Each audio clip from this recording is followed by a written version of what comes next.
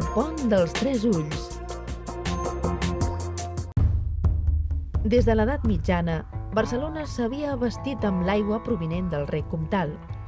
Però a finals del segle XIX, amb el creixement de la ciutat, es necessitava augmentar el cabal i la pressió de l'aigua per tal que aquesta arribés a tota la ciutat.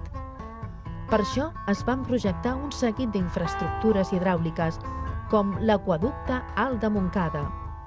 Aquesta obra, que es va iniciar l'any 1893, havia d'elevar l'aigua i transportar-la per una galeria a través de Collserola fins al barri de Vallcarca, des d'on es canalitzaria cap al centre de la ciutat.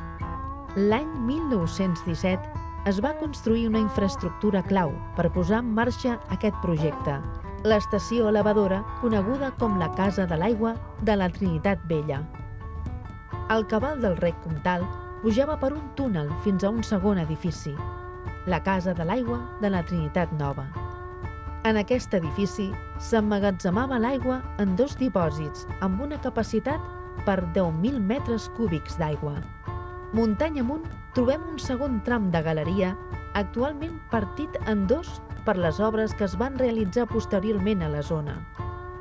El túnel sortia a la llum en el punt més elevat. Allà es va construir el pont dels Tres Ulls per salvar el barranc a la serra.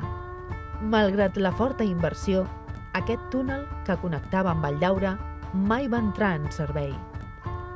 Tot i això, es va convertir en tot un símbol de la zona, ja que la seva situació elevada el feia visible des de tot el barri.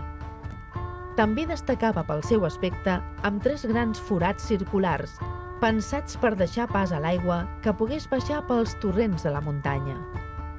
A la dècada dels 70, però, el pont es va enterrar perquè es considerava perillós per la seva alçària. Fa un temps es va localitzar soterrat i allà roman en espera de la seva recuperació.